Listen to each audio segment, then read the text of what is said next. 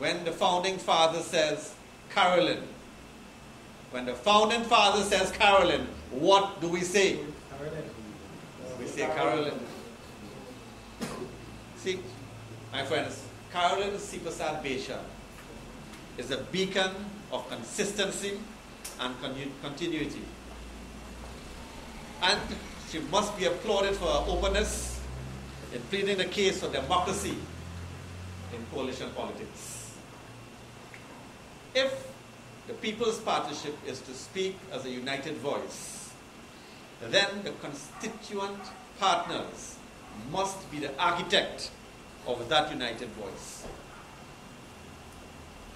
And listen when I tell you, continuous and critical review and examination, continuous and critical review and examination of the People's Partnership can only ensure that the People's Partnership is not afflicted with complacency, is not afflicted with fatigue, and is not afflicted with wear and tear.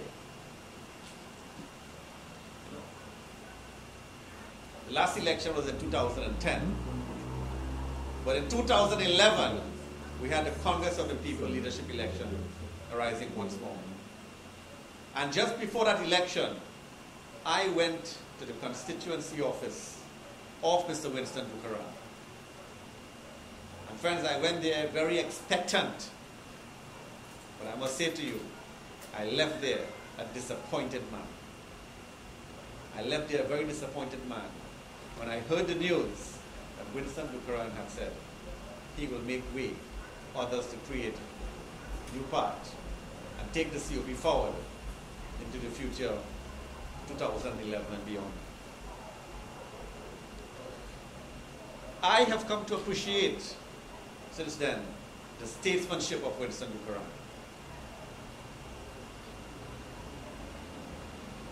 And my friends, we are here this evening because with the passage of time, what we have seen is that youthful exuberance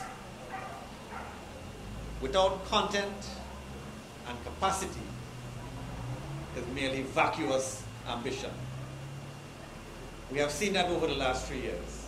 Youthful exuberance without capacity and competence is merely vacuous ambition. It has not advanced the case to the Congress of the People. Because of 2011, 2014, this election is our last opportunity to regain our rightful place on the political stage. And for us to be once more the cheerleaders for the victory of the People's Partnership in 2015. But first, my friends, we must vote for Carolyn Seepersad-Bachan so that united, the Congress of the People can charge forward as the patriotic army of Trinidad and Tobago as we advance the coalition governance model. I welcome our chairman for this evening, Mr. Erickson Ramkilawa, who is here a bit late.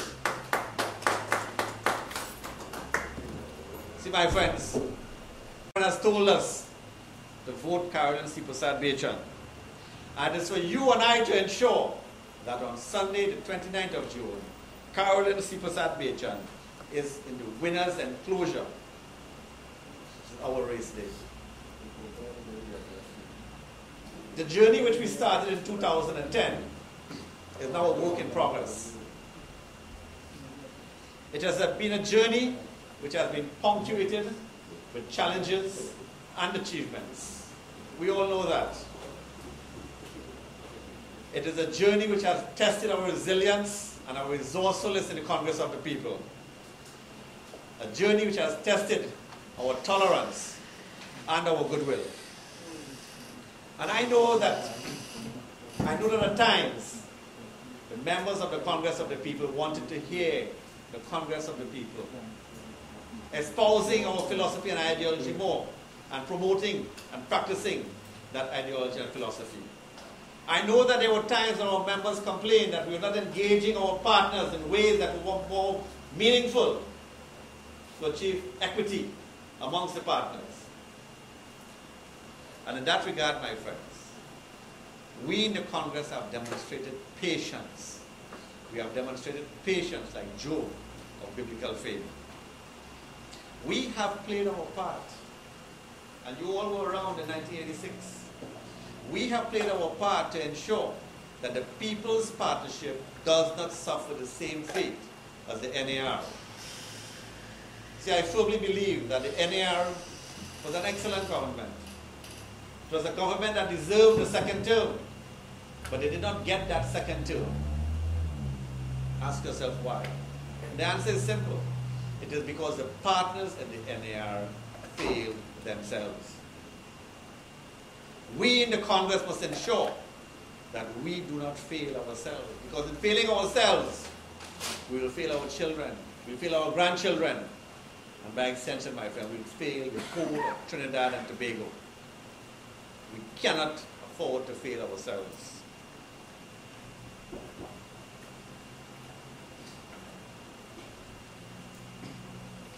But therefore, my friends,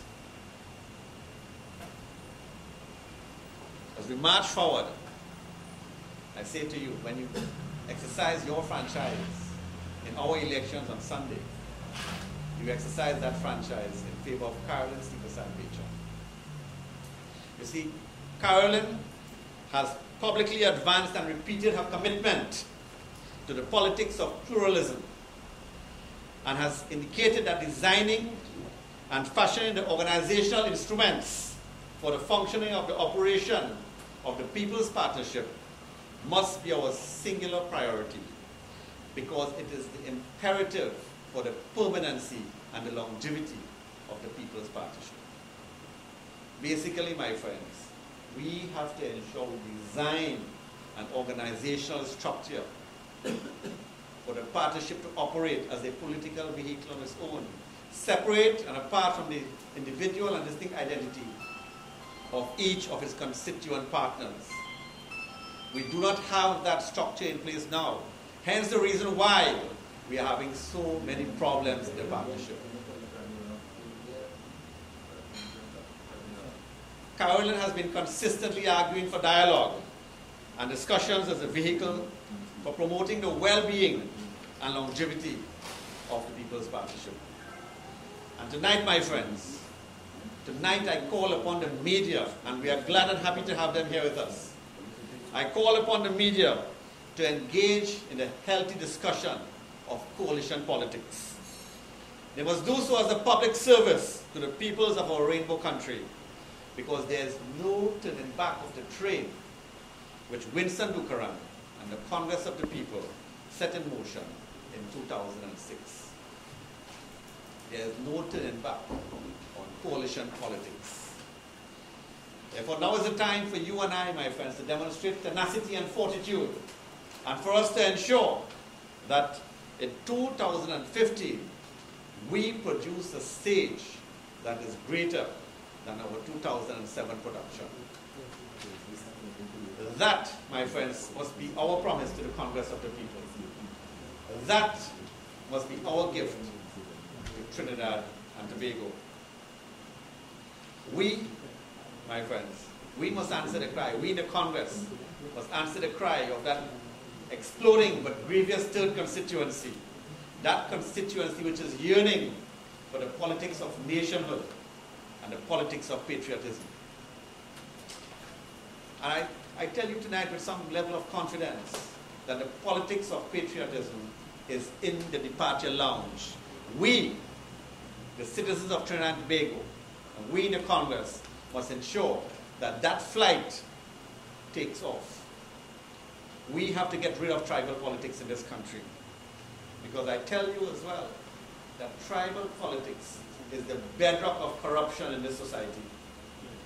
It is the bedrock of corruption in this society. The demographics of Trinidad and Tobago speaks to the politics of coalition. And my friends, as I indicated before, and I say it again, the Faizabad Declaration must be enhanced in two ways. I spoke first of the setting up of an organizational structure for the proper functioning of the People's Partnership. Secondly, my friend, and just as important, we have to define the boundaries, the parameters, the limits of cabinet collective responsibility as it relates to coalition politics. That, my friend, that principle has been a burden. It has been a yoke around the necks of the ministers in government that belongs to the COP. It is our albatross. You all would have read Theodore Lewis in the Express on June the 4th this year when he said that Winston Dookeran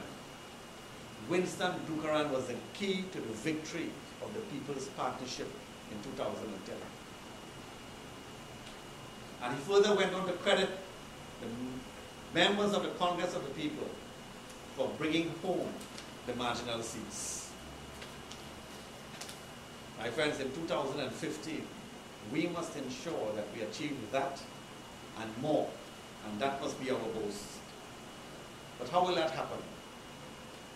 Winston Dookeran again has given us the first part of that answer. And that is our formidable Team COP candidate, Carolyn Seepersad-Bachan. You know, my friends, not for all the tea in China can I understand how the patriotism of Carolyn can be distorted and misrepresented by persons who profess to be analysts, by persons who profess to be leaders, reporters, commentators, and presenters, without an iota of substantiated and corroborated factual testimony. And I speak specifically to the allegation and that fabrication and that propaganda being spread that Carolyn wants to mash up the partnership. My friend, when we speak and we point to problems in the partnership, it is with the objective of ensuring that we correct problems and we make the partnership stronger. You know, in England, you also have a coalition government. You have a coalition pact between the Conservatives and the Liberal Democrats. And I want to refer to you to two articles. The first is an article dated Thursday, June 12, 2014, appearing in the Times newspaper of London. And I just want to quote. This related to the purchase of water cannons to be used in London. And the mayor of London wanted to purchase these water cannons. The mayor of London had the backing of the Prime Minister, David Cameron. He had the backing of the Prime Minister. And I quote from the article here. The move has also reignited a row with the Liberal Democrats, David Clegg, the Deputy Prime Minister. David Clegg, the Deputy Prime Minister, has told Cabinet colleagues that he is uneasy with the idea of water cannon being used. Here you have the leader of the Liberal Democrats who, by the way, when they formed the coalition pact, they decided that they will have a Deputy Prime Minister, and he was the Deputy Prime Minister. You don't have anyone playing jigsaw and upscotch with the Prime Ministership and devaluing the office of the Prime Minister. David Clegg was made the Prime Minister. But yet David Clegg was standing up against the Prime Minister and the Mayor of London from the Conservative Party. Did anybody accuse him of mashing up the coalition? No. Nobody has accused him of doing that. They have continued their work, although they shared differences of opinion in this matter. There was another matter, which was reported in The Guardian, Thursday, 12 June 2014, an English newspaper again. And this relates to a bill that the Home Secretary, Theresa May, brought, which enables the tracking of everyone's internet and mobile phone use. This was a bill that the Conservatives were championing. Again, I quote again. A draft communications data bill was blocked by Nick Clegg last April. A draft communications bill was blocked by Nick Clegg, the leader of the Liberal Democrats. Did that mash up their coalition? No. Did anybody cry about it? No. In fact, what they're doing is looking at legislation again to see how they can improve it. And that is the role and function of the partners in that coalition. But every time, my friends, every time the COP raises its voice, you hear one cry from the others: we want to mash up the partnership. Every time a minister does wrong, they don't blame the minister, you know. A minister beats a woman. What is COP doing about that? A minister pays $6 million for a fire truck that worth $2 million. What is COP doing about that? A minister assaults a woman. What is COP saying about that? Everything. What is COP saying? So all the wrongs are being pointed towards the COP. We want to mash up the partnership when we raise our voices as well. Why? Is it that because we are a third world society? Is it that our thinking is third world, that we cannot appreciate each other in a coalition, where we are partners and we are there to assist and grow and develop? Is that the difficulty we have?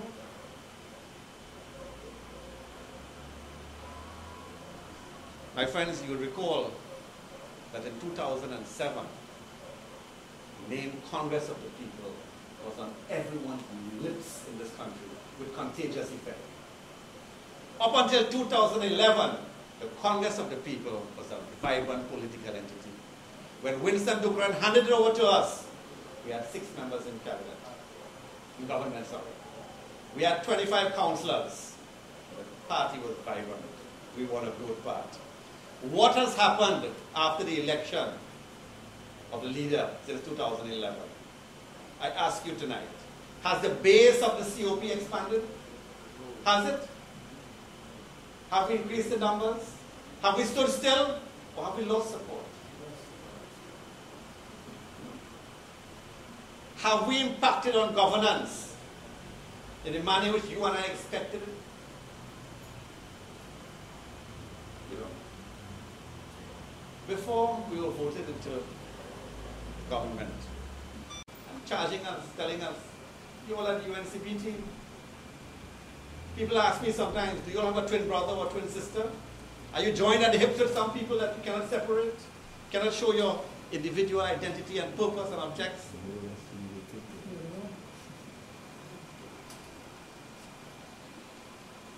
And the other question I'd like to ask you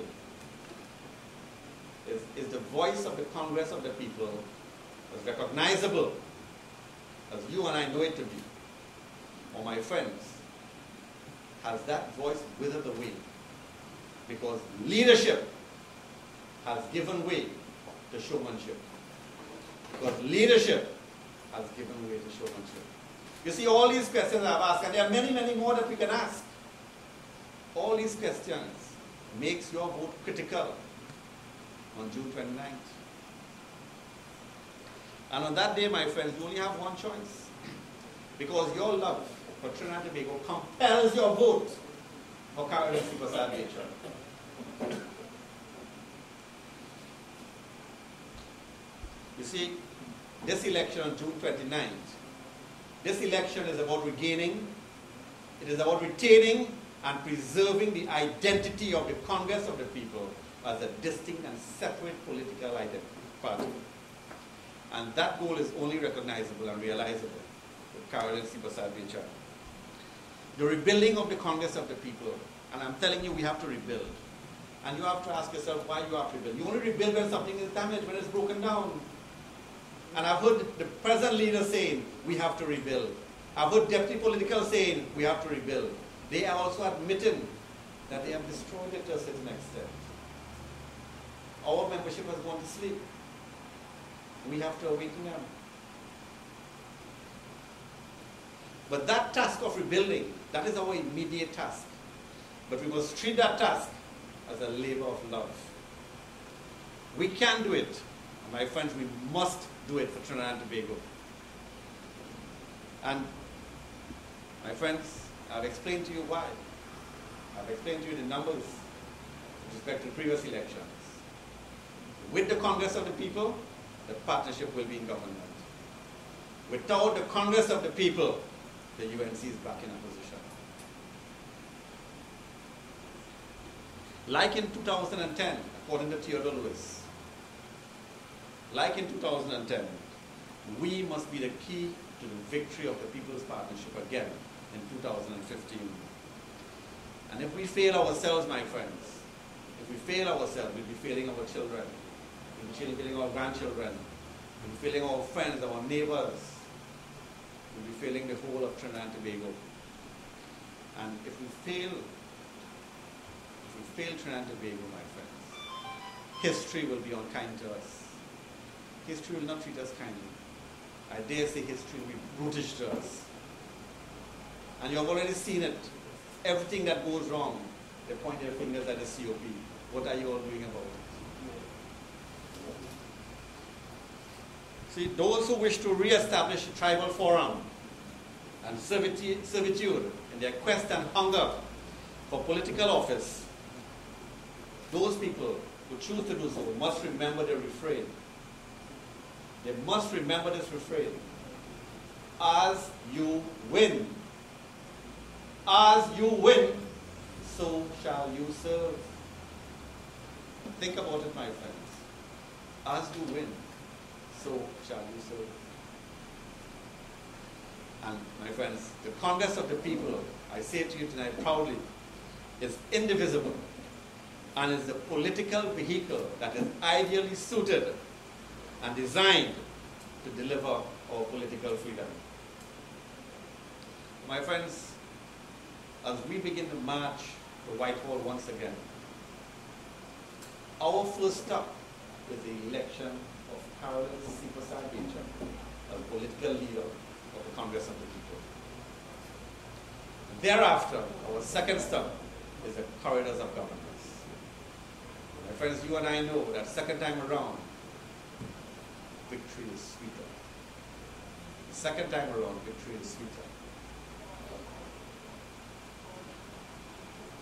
So, let us, on the morning of June 30th, let us awaken to the applause.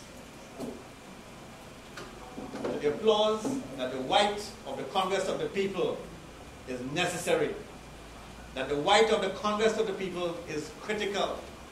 And that the white of the Congress of the People is infectious to the good governance of Trinidad and Tobago. In 1991, my friends, we denied ourselves victory. I welcome our friends, the Munan and Dr. Mutu, my good friend Eunice. In 1991, my friends, we denied ourselves victory. In 2007, we denied ourselves victory again. Let us not, my friend, let us not in 2014, set the stage to deny ourselves victory in 2015. Let us not deny ourselves that victory. The Congress of the People is the train to save our country. And in 2015, the People's Partnership will need the Congress of the People more than ever. Vote for Carolyn Seepersad-Bachan and ensure that our future is ensured. I thank you very much and I hand you back to our chairman, Sir Eric Ramkilawan. My name is Eric Ramkilawan. I have been involved actively in this politics for the last 4 years. And I went up in San Fernando in Marabella, South Isabela, as the local government candidate in the last local government election. I have been closely associated with Carolyn Seepersad-Bachan. I have been on the executive for San Fernando West for the last 3 years. And tonight is a special opportunity for us to stand and really endorse our candidate for the political leadership of this party. I know for a fact that we have great support coming forward now at this very critical time in the election. On Sunday, we're really looking for a great turnout in support of our candidate. We have a barrage of speakers here tonight, as you can see. And earlier today, we had a news conference earlier today, and we had Mr. Aloy Likwai and Dr. Mutu, who also endorsed the candidate, Carolyn Seepersad-Bachan. At this point in time, I would like to introduce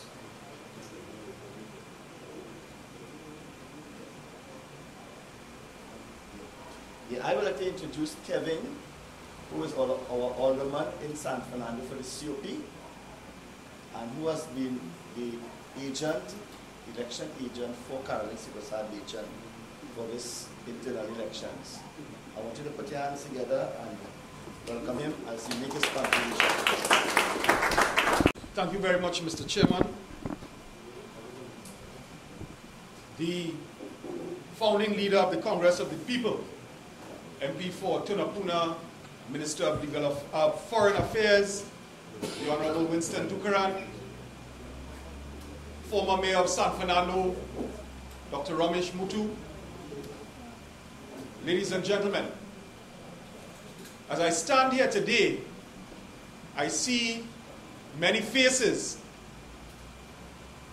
that took me back to the early days of the Congress of the People, that took me back to the good old days, that took me back to the days when the Congress of the People instilled and inspired real hope in the minds and hearts of Trinbagonians across the length and breadth of Trinidad and Tobago. You see people like Mr. Devnarayan Raghu, Mr. Naresh Maraj, Sergeant Loda, Dr. Moonan, all men who fought in the trenches alongside Mr. Dookeran and myself to build this party and to spread the gospel of the new politics. Over the last few weeks, we have been engaged in many such meetings, or many meetings such as this one throughout Trinidad and Tobago.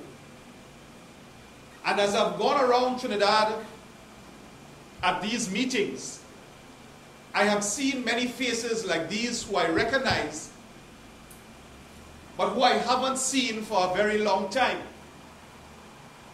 And the sad reality is that many people who built this party, who dug the trenches in 2006, 2007, fought in the trenches, 2010, they have felt that the COP has failed them. And that is why many of our founding members, the true soldiers of the original COP, many of them have lost faith in the party and have just packed up and gone dormant. Some people feel that this election on Sunday is about simply electing someone to sit in the leader's chair. This election is much bigger than that. This election is about saving the soul of the Congress of the People, and by extension, saving the soul of the People's Partnership in order to save the soul of Trinidad and Tobago. Because when I look at my party today, I see a party that no longer represents the values, the ideals, the principles that the party was built upon. I see a party that has become consumed with remaining in government as its first priority, as opposed to ensuring good governance as its first priority. I want us, ladies and gentlemen, to return to the good old days when the COP just didn't talk the talk about integrity in governance, about transparency in governance. I want us to return to the days when we would walk that talk. And that is really what this election on Sunday is about. I remember the early days, my first conversation with Winston Dookeran, when he outlined his vision back in 2006 for a nation that would break free from race-based politics, when he outlined his vision for a country that could move forward united as one people, regardless of racial background, religious background, cultural background.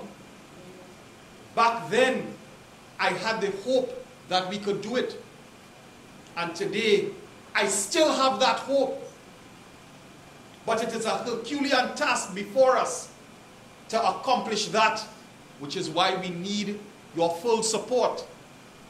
You know, as we moved toward this leadership election, a few months ago, some people came to me,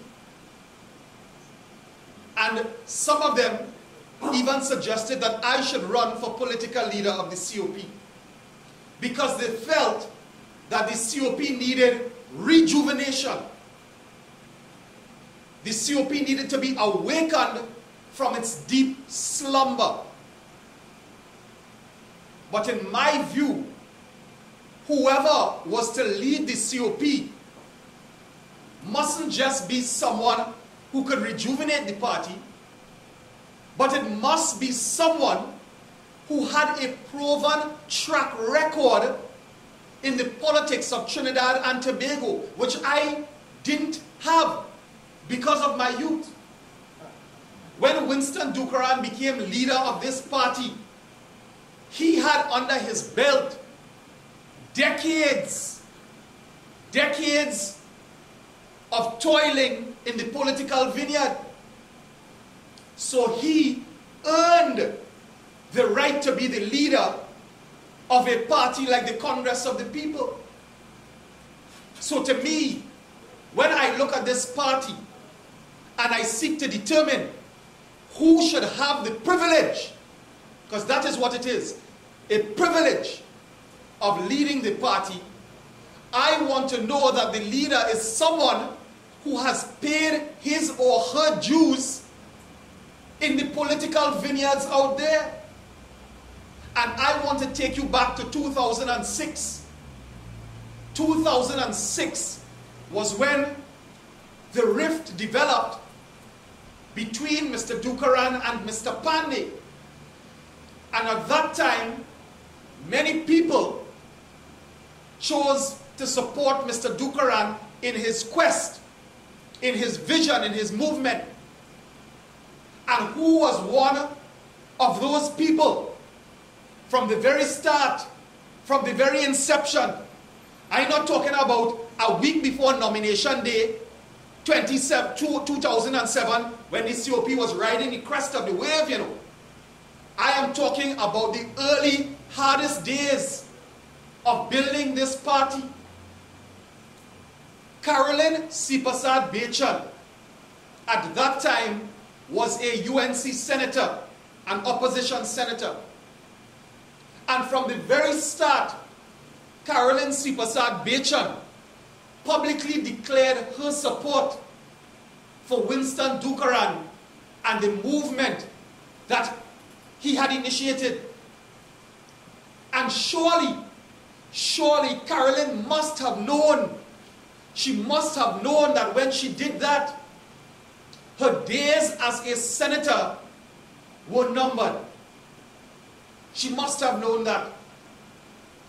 I ask you today, ladies and gentlemen, how many politicians on the political landscape of Trinidad and Tobago are willing to make such sacrifices?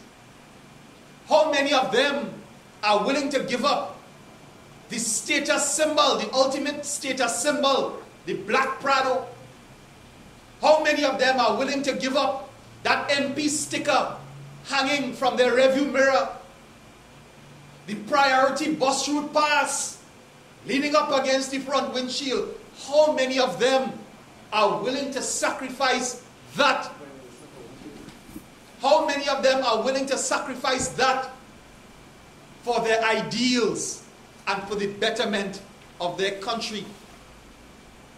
And just as the writing was on the wall in supporting Winston Dookeran, who they had termed a rebel, it soon came to pass, and the axe fell on Carolyn Seepersad-Bachan. Carolyn Seepersad-Bachan was fired for espousing the values of what later became the Congress of the People. The values that 150,000 people voted for in 2007, discarded from the Senate. But those same values in 2010 were the values that Trinidad and Tobago embraced with eagerness.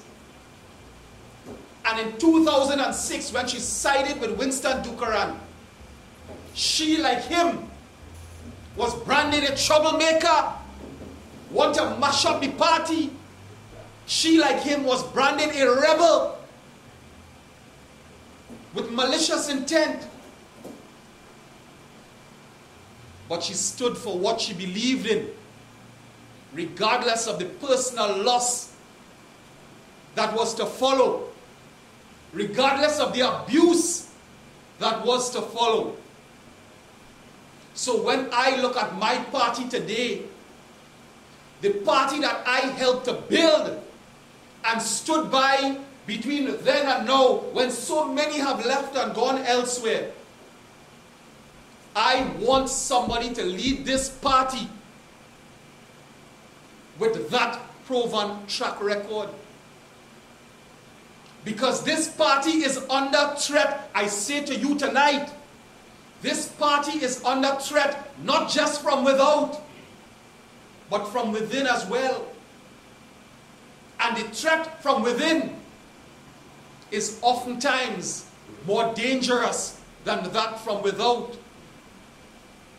So, you look at the history of Carolyn Seepersad-Bachan, and you see her determination, you see her principles, and you see what she is truly made of. So many politicians in Trinidad and Tobago, the only thing they have in front of them, the only goal they have in front of them is high office. Sitting in the Senate, sitting in the House of Representatives, sitting in cabinet. That is the only goal they have in front of them.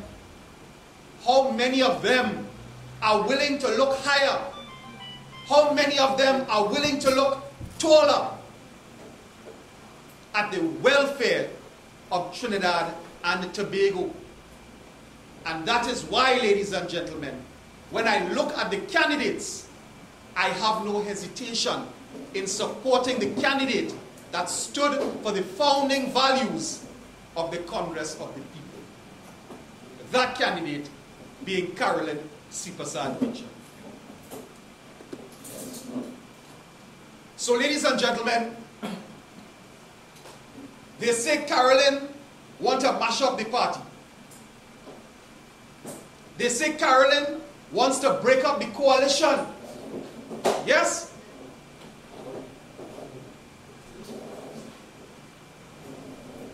They say Carolyn wants to open the door for the PNM to return to lead Trinidad and Tobago. Propaganda mill, the rumor mill, working full speed. You know why? You know why? Because they have to say something to discredit her, and they have nothing else. And let me welcome the next leader of the Congress of the People.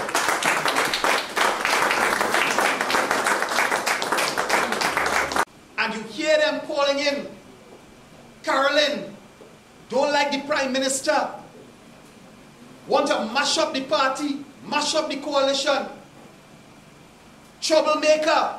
Same thing they said about her in 2006 when she stood for the ideals of decency in governance, decency in politics. Same thing they said about her then.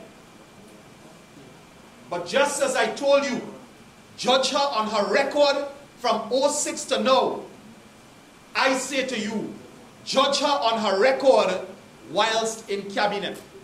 2010, big victory for the People's Partnership.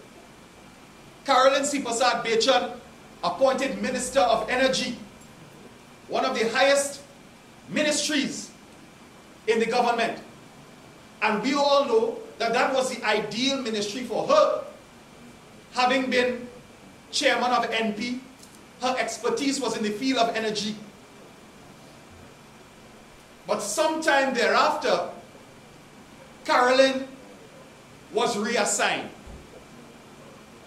Reassigned to Minister of Public Administration.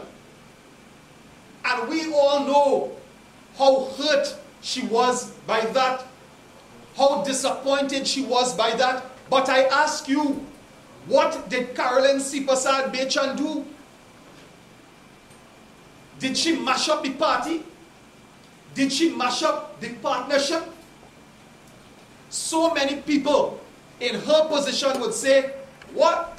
You disrespecting me? By demoting me like that? I gone.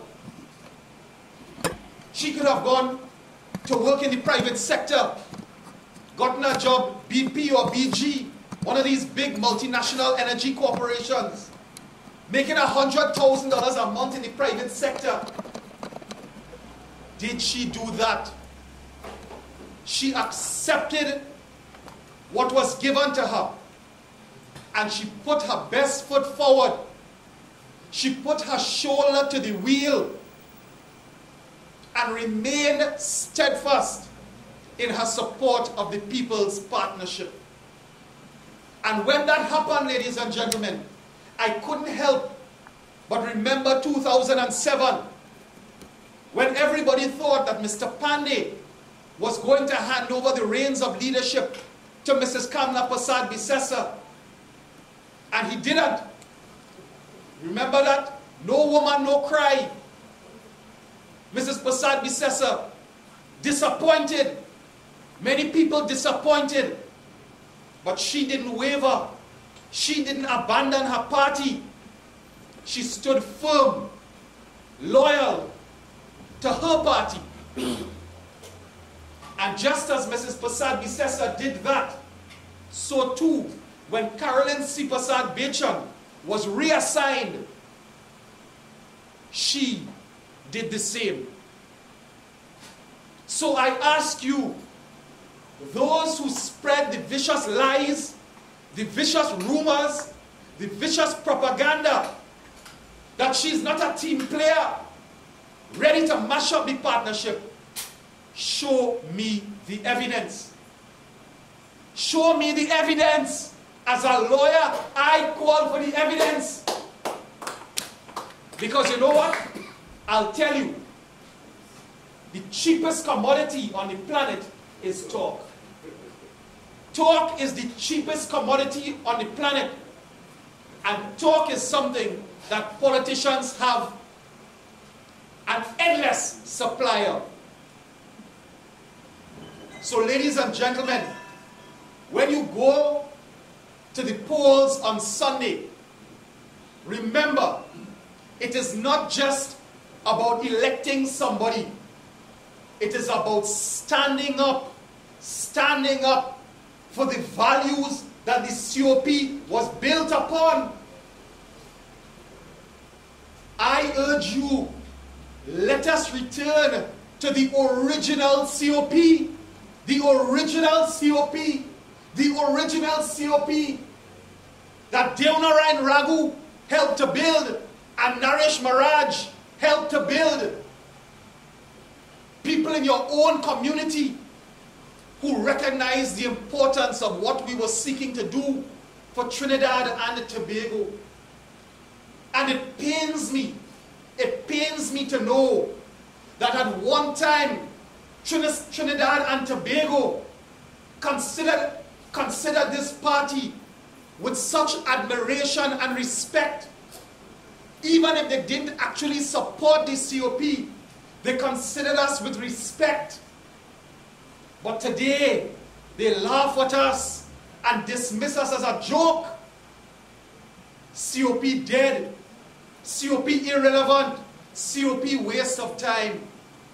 This party that inspired such excitement amongst the people that was rivaled only by one love of the NER in 1986, today is regarded as a bunch of political nowhereans who espoused great virtue but sat down in government from 2010 just to eat our food.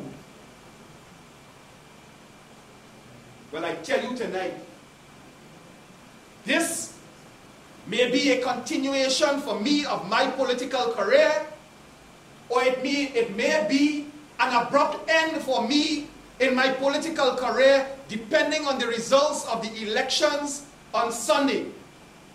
But I say this categorically: I'd rather history remember me as one who went down fighting for the right thing than one who stayed silent to eat our food.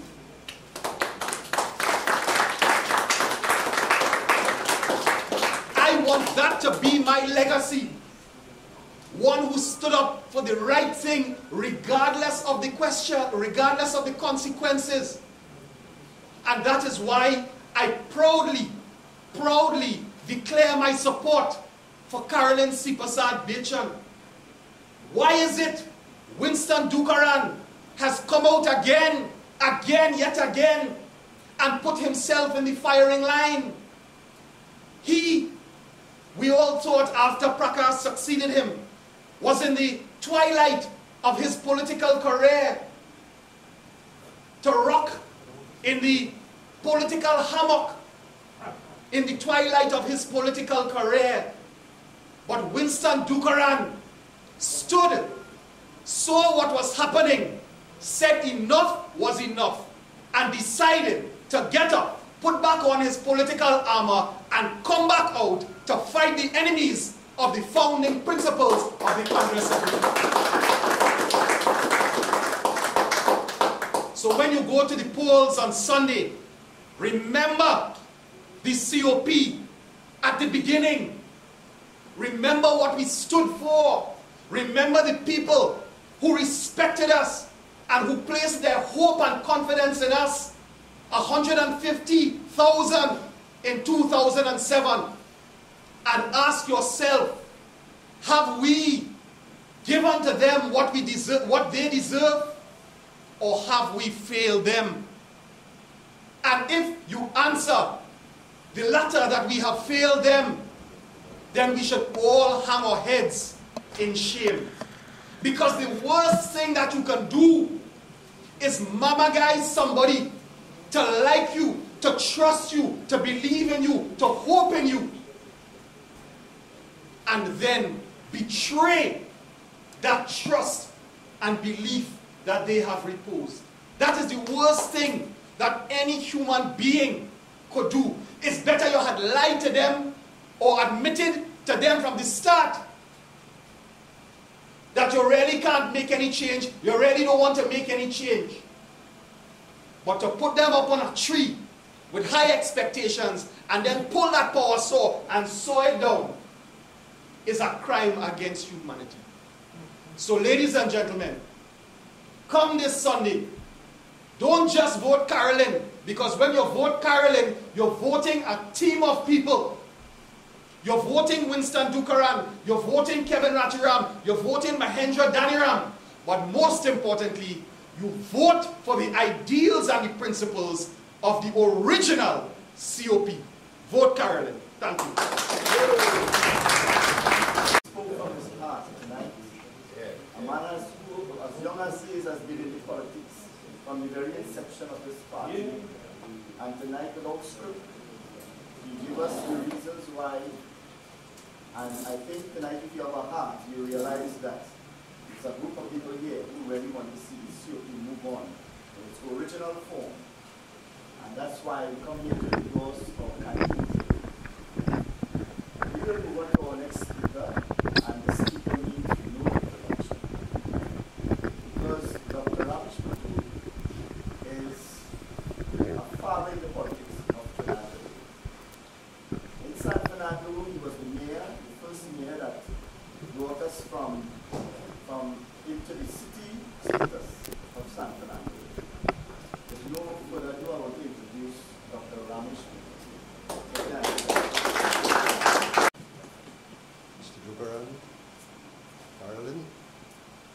Seepersad-Bachan, Kevin. What a privilege it is for me to stand on the platform of a person aspiring to an office which she so deserves and who has made such a tremendous contribution to Trinidad and Tobago. When she followed Winston in the formation of the COP, like so many other people, I was enthralled, because what Winston was doing was not preparing an organization to win an election. He was preparing Trinidad and Tobago for a new thrust into civil political behavior. His concept crossed all barriers. There was no room for race or color or religion or creed or anything like that. He wanted to see a Trinidad based on principle, based on integrity, and based on something for the future of our children and their children to contribute to a very delightful and lovely place in which to live. I had the privilege of knowing the candidate for many years, she and her family, and they have been pillars of recognition, pillars of integrity in San Fernando. Carolyn has stood out as somebody who would make a difference within the confines of the People's Partnership, being steadfast in the role she has to play without being condescending. She would make a point, she would do what is right, not only for the PP, but what is right for the country.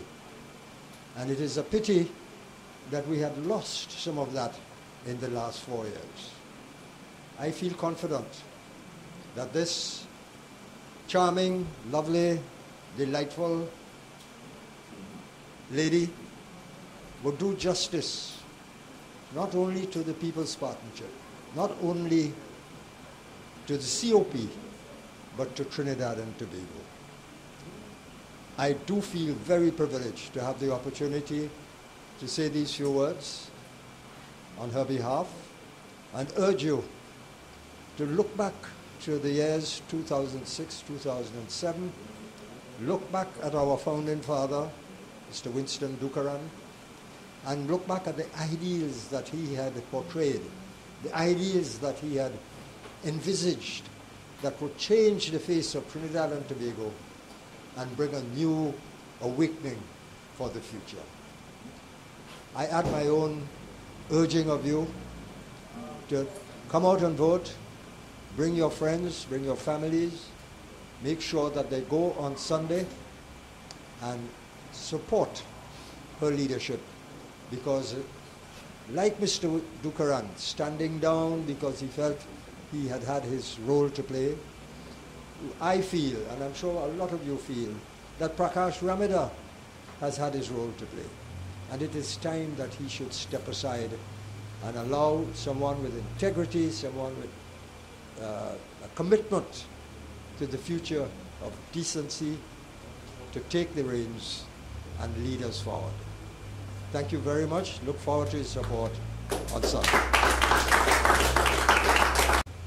That's very invaluable contribution that you have made here, because when Dr. Mutu endorses our candidate, a man of this stature, it means that our candidate is the appropriate candidate, the right candidate. And, you know, we want to mix our age and our reason and our youth together tonight. And we call now on one of our field officer, Kurt Sinnott, to make his contribution on our team. Pleasant good evening to each and everyone. Pleasant good evening to the head table, Mr. Dookeran.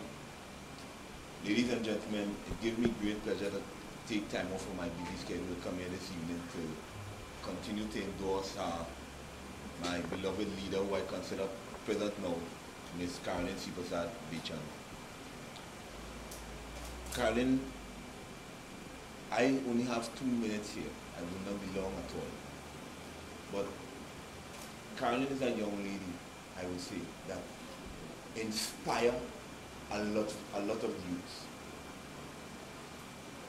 I can say presently at this point in time, without fear or favor, for the time that I have walked through and from all over Trinidad and Tobago, the response that I have been receiving about Carolyn taking up the leadership in the Congress of the People, I have no doubt that if the people partnership at this point in time want to stay into government, we need to vote Carolyn Seepersad-Bachan as leader of the Congress of the People.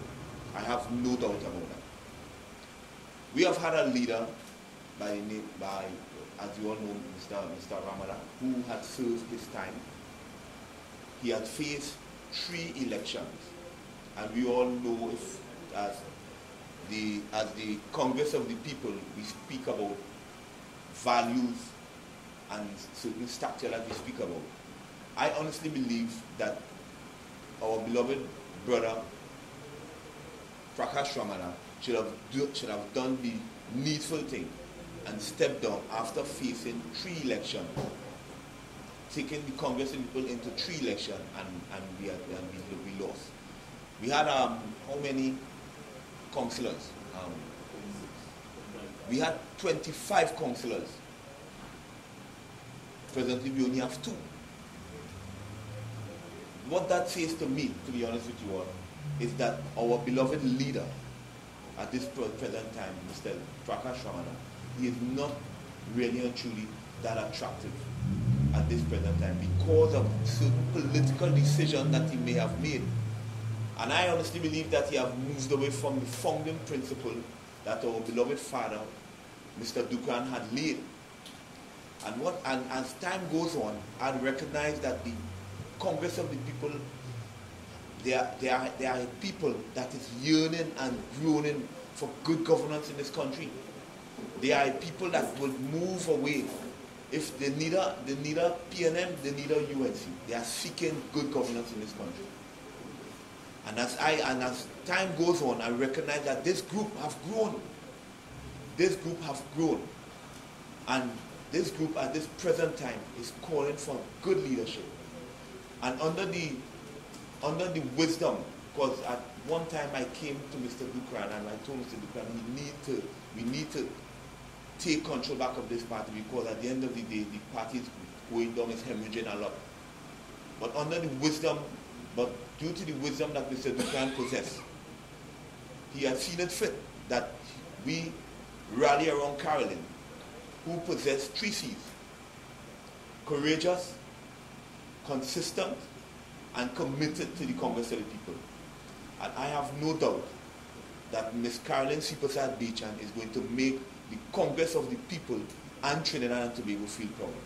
Thank you very much.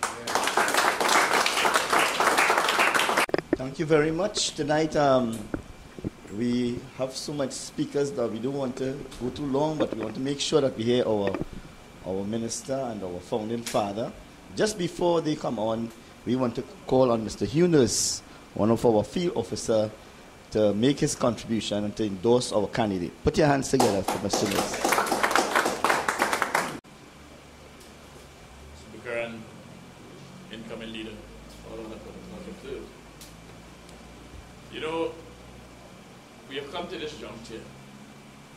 This morning, or today, 2 very compelling things happened to me. I normally watch the various programs on the television early in the morning. And I was watching CNC3, an interview with Ibaram Pisoon, was interviewing Sharon Gopal. And what you saw there was a hatchet and a sledgehammer. But somebody, a relative of mine, called me from Los Bajo. during the time of that program, and the person said, how could she be doing that, Mr. Dookeran and Mrs. Bachan? And there was a sense of a kind of hush in the voice of that person. And it occurred to me that that was not COP. That was not the NAR I knew, but the ONR we knew. Somehow the landmark that was established has been removed. And whenever that happens, people get lost. Later on in the day, somebody asked me, "You're not tired?" I said, "I've been fighting so long." I've been fighting for so long, I don't even know if I can stop. Because what we see on the horizon, what we see emerging, not just in the Congress of the people, but in the politics of this country, you just know you can't stop as long as you have the breath of life in this country. You can't abandon the thing you've been struggling to see for over 40 years. The changes you need to see. Every creed and race having an equal place. The dignity and the decency in the politics of this country. The honesty and the integrity. So when Carolyn Seepersad-Bachan was proposed as the candidate for leadership,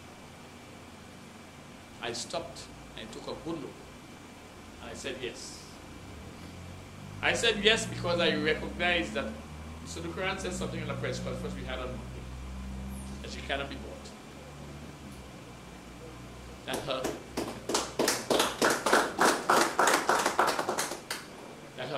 soul is not in the marketplace of souls.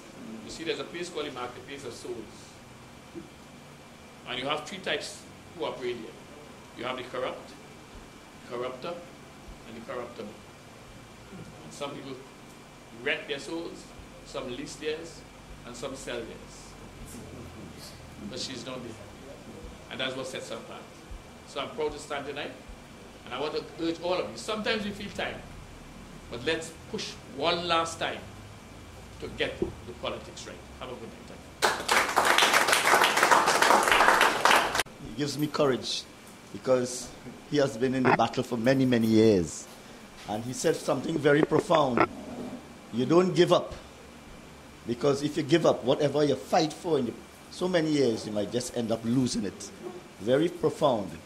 Sometimes we have a tendency to give up. And that's why we remain in fight. And if good men sit by, evil men will prevail. You must always remember that. That's why we give ourselves for public service.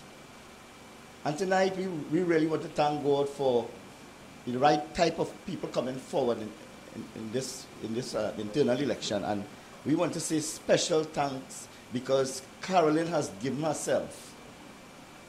You know, some time ago she wasn't thinking about it, but it's so much that to be endorsed by the founding father of this party as a person, he saw something in her that would take us forward in this party. I want you to put your hands together for our parliamentary representative for San Fernando West, Miss.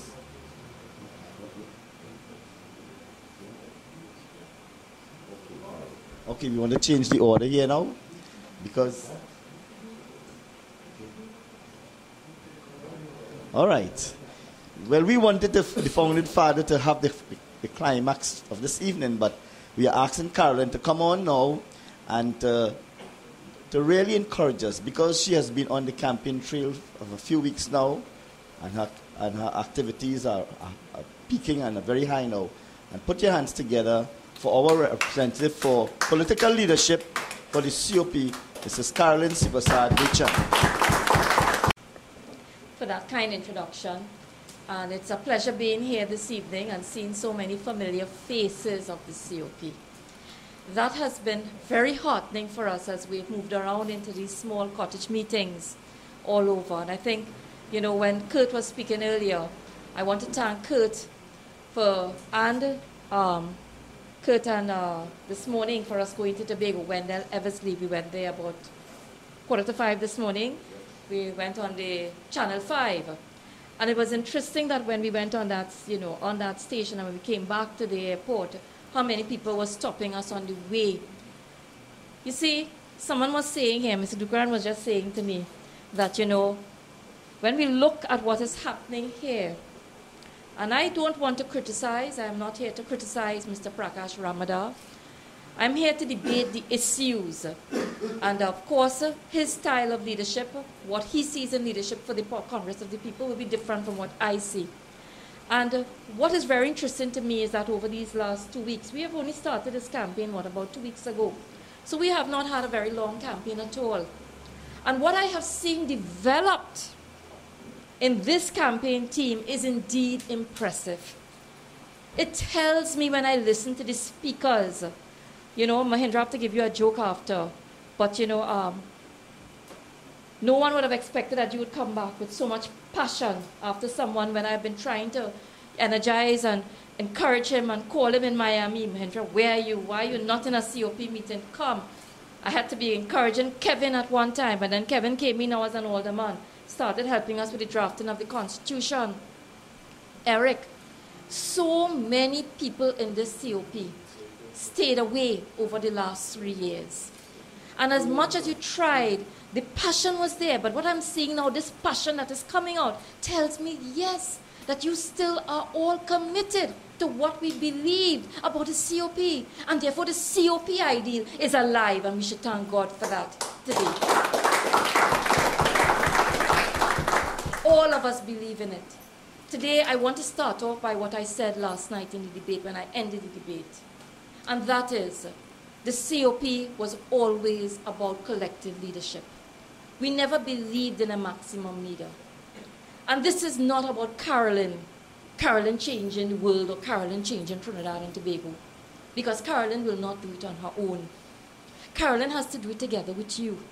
We always said that, we always believed that, we always preached that. We came to you, we talked about our community circles, we talked about bottom-up governance in this party. Because the governance model for this party is what we wanted to use as a governance model for our country.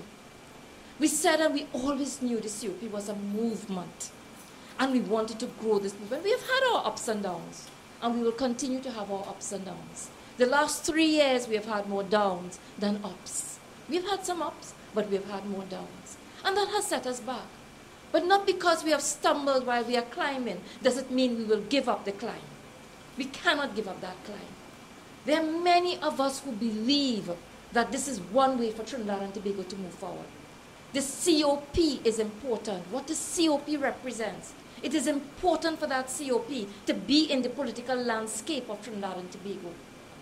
I know you heard all the speakers. And when we speak about collective leadership, this is what leadership is about. Leadership is about developing leaders in others. Developing our young leaders. Developing leaders in our communities. Because it cannot be that one leader.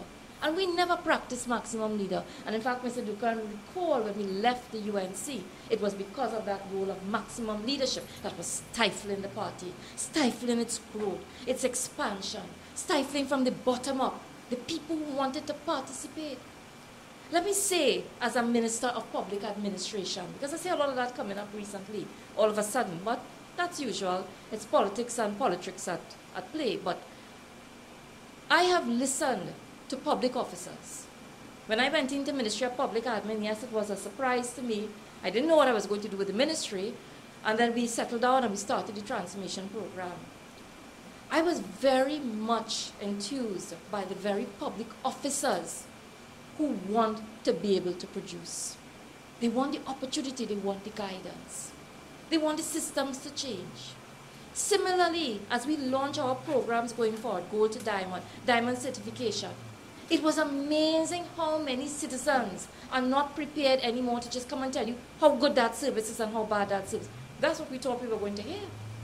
But no, our country is a very intelligent country. We are ready to take on the mature politics. We are not prepared to go backwards. So when people say to me, you know, this country is not ready for the COP type of politics. I disagree with them, especially the young people of our nation. And they are joining that movement. The citizens of today want to be part of the solution going forward. So they don't only want to tell you how to fix that problem. We have a perfect example. It's in James Medical Clinic, where they do the radiotherapy and so on. Today, the user panel there, made up of all these user groups, the NGOs, are not only telling us what to do and how to improve that service, but they're telling us how they want to participate, and they have started participating. So they're now working side by side with the professional staff in serving and doing the counseling and serving the tea and the coffee and telling the doctors and nurses what is expected. What are the expectations outside there of these patients? Because we are ready to participate. We are ready to deepen this participatory governance process. The time has come. This country can move a whole lot faster if we return to that model that we started off in 2006. When I listen to the passion that is around this table, people who are prepared, they're prepared to go down with this party because they believe in this ideal. It tells me that it is alive. And I know those of you who are sitting in front of me believe in that ideal.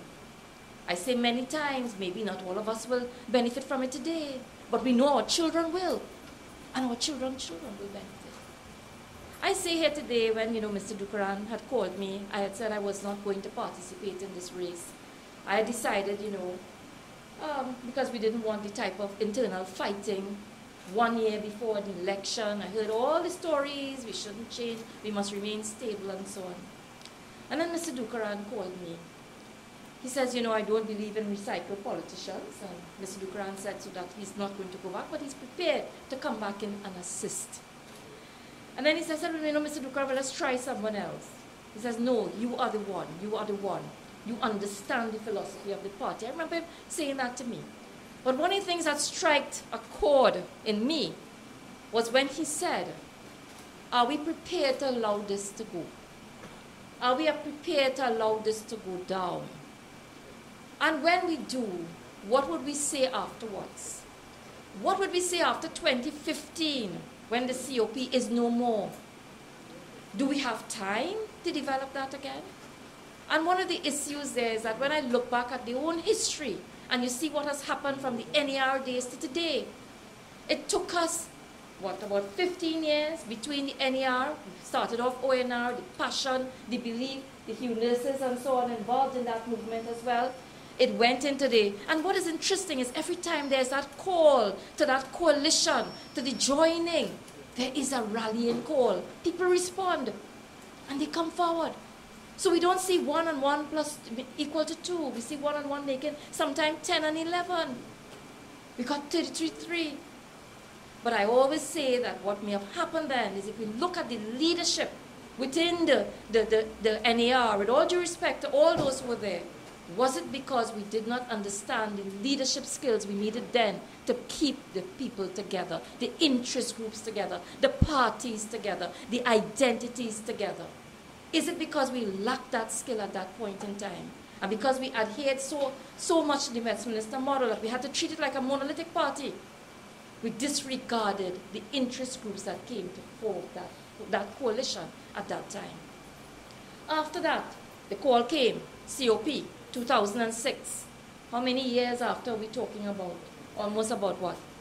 10, 26 years we're talking about? Am my maths correct? 20 years after we started over the process. And then again to 4 years after, midterm, coalition comes together again. This time we come together as parties, identities, because we recognize that the people will not be fooled again. They want these identities. They want you to stand for what you're supposed to stand for. When they voted for the COP, they expected the COP to be that moral compass, to be the checks and balances in government. And don't get me wrong, the government has progressed. The government has delivered. But our people wanted more than just that delivery. They wanted more than the roads and the drains and the bridges. They wanted more than just the hospitals. They were looking for a different form of governance for Trinidad and Tobago. And they expected the COP, the COP's philosophy, to be part of that governance. and they did not see it. And therefore, over the last 3 years, this is why we get the call all the time. And our current leadership of the COP did not understand what that call is. That call is saying, yes, you are delivering. Yes, you are part of a coalition government. But you are not making the difference. You are not acting as the checks and balances. I say here as a member of parliament, as a minister in this government, the COP did not do enough to ensure that we made that change to governance. We had the foundation, but we did not build the next level. And we should have been doing that over the last 3 years. People wanted to feel more of the COP philosophy in the government, the principles, the values. They expected us to say to our partners, this is the way to do things. Don't jump on a platform in accordance with our own code of political conduct. We don't go on a platform, we don't character assassinate, we don't make divisive statements, we don't speak against women. We don't engage in nasty campaigns. These are the things they expected. They expected us, in accordance with our ethics, our code of ethics, that we put self, we put country first, and we do that before we put the party's interest. These are the things that we... So we don't talk about P&M plants in the public service. We say that you, each and every public officer, you are professional, do your job. If you're not doing your job, we will deal with you. But do not come and say P&M plant, this plant. That is not the COP way of politics. That's not the way we're going to move a country forward. This country is diverse. If we are going to unite, we have to unite this country if we are going to move forward. If we continue the divisiveness, the country is going to stand still. In our party itself, our party is diverse. There are so many different groups of people, whether they're in terms of culture, ethnicities, religion. But it presents an ideal opportunity for us to be creative and innovative. Anywhere in the world where that diversity existed, there was creativity and innovation. However, it comes with its challenges. And the challenges is that there will always be differences in points of view. There will always be different opinions. But it does not mean that if we have differences in opinions, it means that we're going to mash up anything. Mahindra said he used the 2 examples here today. The one where Clegg was able to stop the bill last year that was dealing with the communication data bill, which was going to enable them to track everyone's internet and mobile phone. And in fact, we have the cybercrime bill before us and the establishment of the cybercrime agency. And the second one here, where Cameron was able to stop the water cannon. Not Cameron, sorry, Mr. Clegg again. Did they mash up? Did they break up? No. How many times have we as well, as a COP, we have made strong statements? Did we break up and mash up the COP? Did we mash up the partnership? No. In Section 34, we stood strong on that issue. Mr. Ramada, speaks about that all the time. When we were able to say that, listen, based on Section 34, we want the cabinet to be able to reveal to the country what transpired, and we wanted the judiciary to do the same thing as well, and compare notes.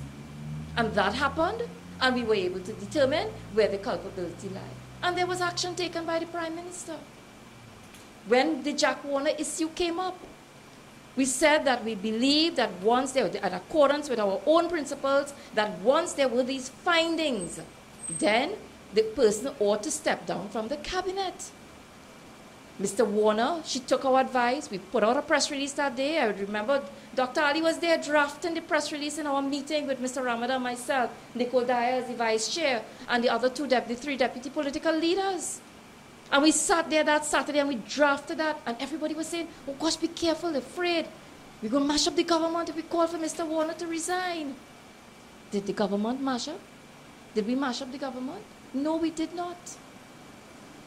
The Prime Minister listened. She sought the advice. She respected the advice of the partner within the coalition. And the result is that Mr. Warner stepped down from the cabinet. So my point of view the point I'm trying to make is that every time we hear this issue, people expect us to raise the issues. You expect us to raise the issues from time and time again. But it does not mean that when we raise these issues and we speak about it publicly, that we are quarreling with each other all the time. You expect us to do that.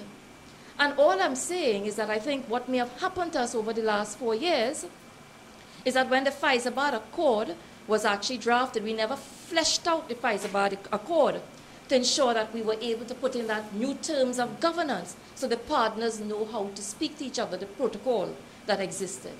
I still maintain when I became chairman that was a big issue and that we needed to get that right. And come 30th of June, we have to get that right if we are going to have the partners play that important role to ensure that we have a strong government going forward for 2015. My friends, I say all of this here this evening because I'm not here because I want to break up anything. I'm here because I want us to unite as a country. I want us to unite in our party. Our party has had some convulsions over the last 3 years. And yes, it was because of differences in viewpoints, but I want to make this point about leadership. With leadership, we cannot be afraid to face the people.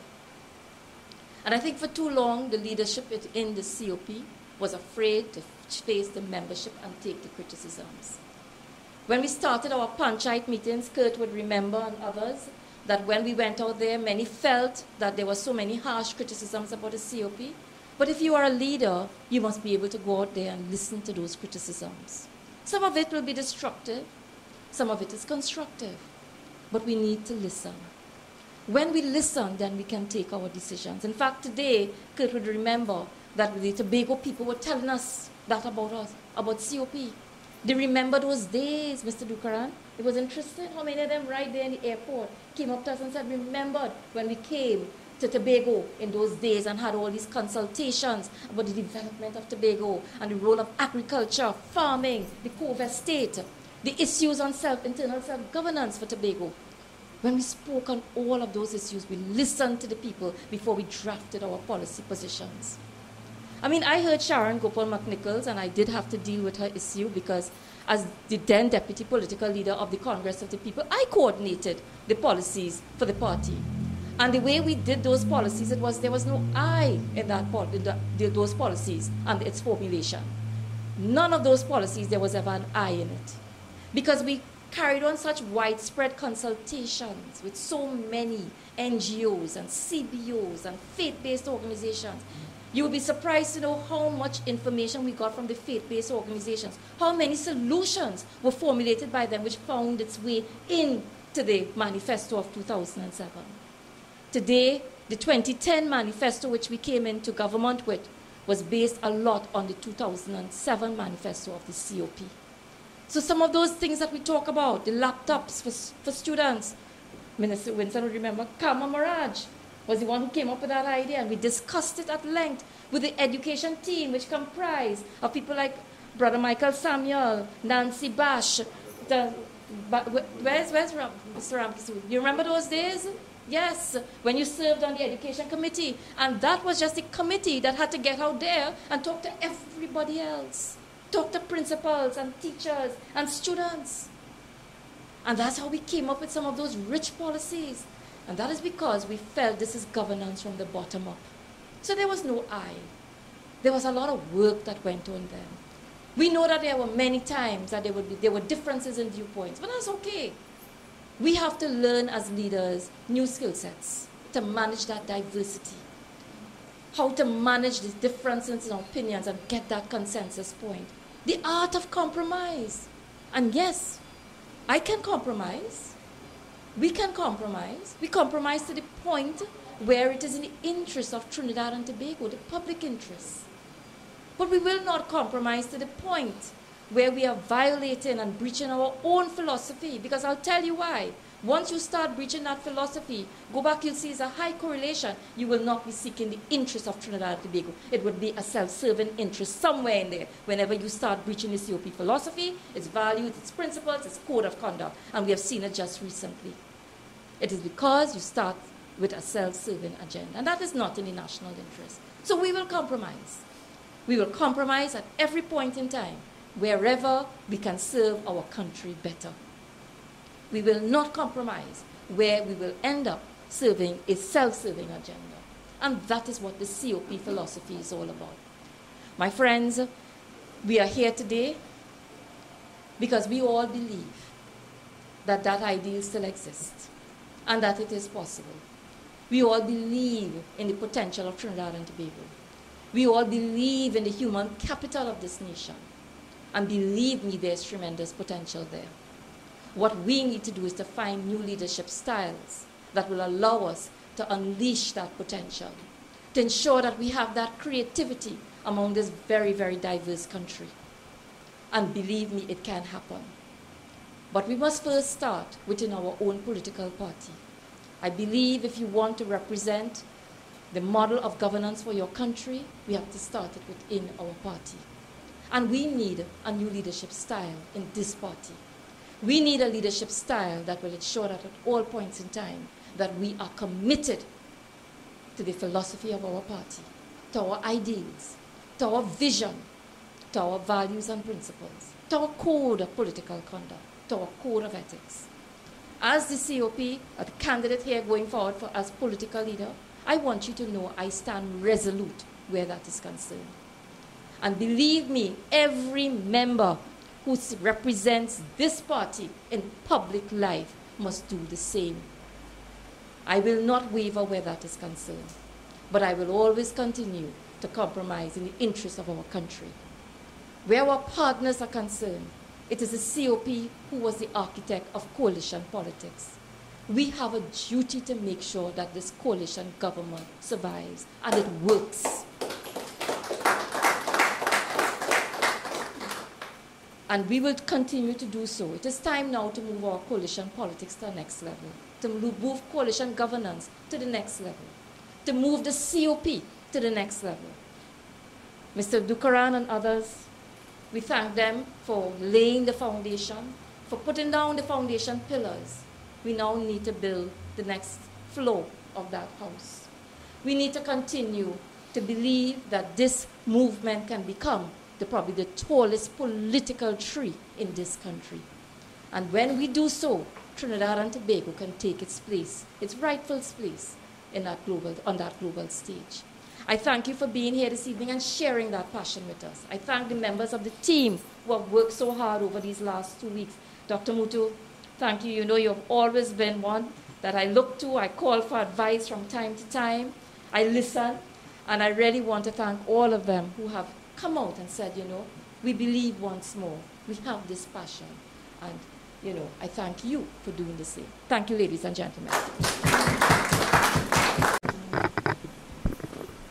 Thank you, Madam Minister, for inspiring us, motivating us, encouraging us to move forward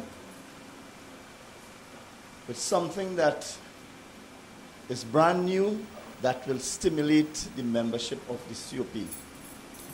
And tonight, we want to take all her advice, all the information she has given us, and we want to really work assiduously so that on Sunday we could realize that we have a new leader to take us forward to those ideals. So I want you to put your hands again together for our minister and for her contribution. It's a privilege, it's a pleasure for me to introduce our next and final speaker tonight,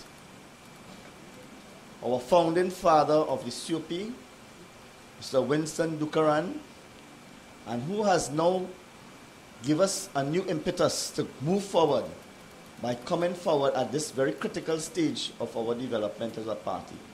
I want you to put your hands together for Mr. Winston Dookeran. Thank you. Thank you very much. I must say that whenever I hear the description founding father, I quote inside. Because it's an onerous title and perhaps not really accurate. But I know it is a reflection of a daring sentiment.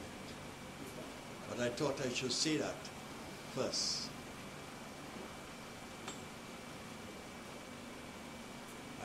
Our candidate to be the next political leader of this party, all my colleagues who are here with us today, and my friends. I know that tonight is one in which you have all come here with hopes on one hand, and at the same time, wondering whether the reality of our politics would allow those hopes to be realized. The meeting started with the most inspirational presentation. Some of you came a bit later, from Dev Narayan Raghu. And I want to specially single him out and thank him for the way he expressed himself today, as he has always done in the past, for creating in the air a new political inspiration. All the other speakers did their piece. And this new political inspiration has come at a time when we feel with a sense of deep nostalgia what we were able to conceive by merely putting an idea to work.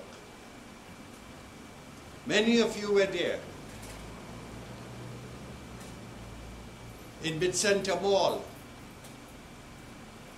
when in the midst of over 20 to 25,000 people,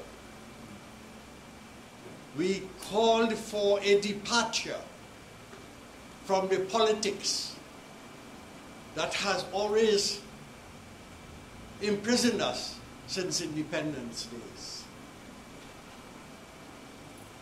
It was a brave and courageous call. Those in the middle of the audience did not fully comprehend what was being said. I was speaking then as a leader of the United National Congress, which a position I had just acquired.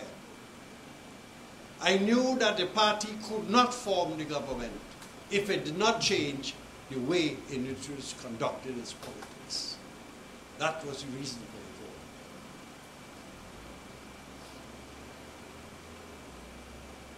the vote. Shortly thereafter, we went to the Center of Excellence. And by that time, we have been able to inspire the country into a new way to do the politics. And over 15,000 people came and applauded when we announced, in the loudest way that they could have done, that the Congress of the People was formed. Many of you were there, and see many faces who are here today were there. And then we went further. We went further, and in Woodford Square, we put together in the heart of the capital city of this country, over 35,000 people came out to hear, and as we seek their permission to enter the electoral contests of our country. Those were the days that have reflected today a sense of nostalgia.